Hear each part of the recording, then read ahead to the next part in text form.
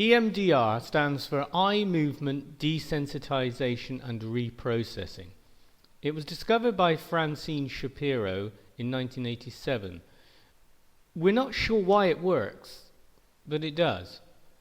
Simply by providing side-to-side sensations to a person while discussing traumatic events in a specific therapeutic fashion can work wonders in allowing the person to heal himself or herself.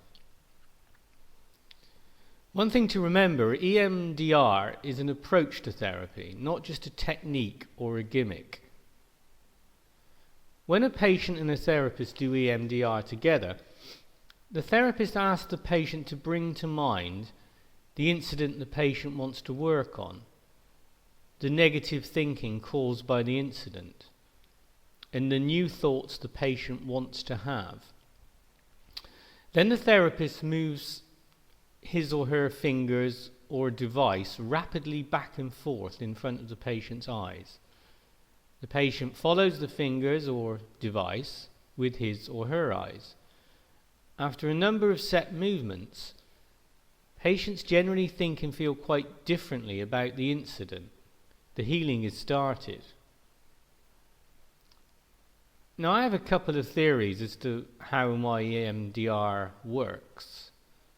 Dr. Shapiro postulates that networks of memories and cognitions, negative ones surrounding the unprocessed hurts and positive ones surrounding the state of acceptance and wisdom we would like to achieve.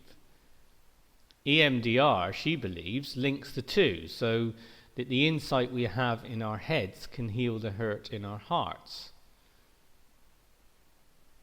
First of all, we need to consider the work done on the different ways that the two halves of our brains look at the world. The left side of the brain, controlling the right side of our bodies, is more positive in its outlook, more analytical, looking ahead. Call it your pilot personality. The right side of the brain tends to be more morose with its outlook, more holistic, and it scans the world for threats. If you like, you could call it your tail gunner.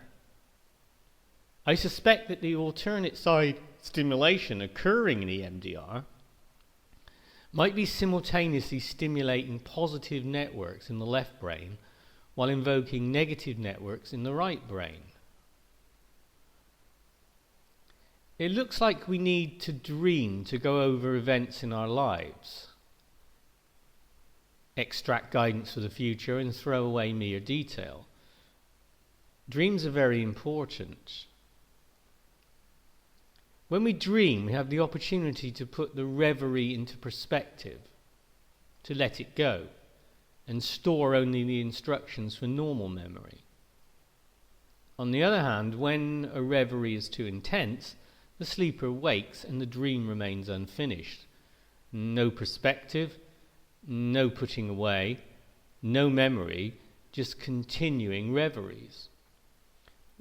While we dream, our eyes move, in what are called rapid eye movements, or REMs. I suspect this may be due to alternating influences from the right and left halves of the brain.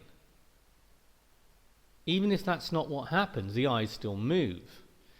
EMDR may be close enough to imitating those eye movements that the work of dreams can be done while the patient is awake. Since the patient is already awake, the dream does not have to end. It can continue while the patient holds on to the here and now, and the work of the dream may be finished. Memory is left where once there was only reverie. The healing has begun to happen.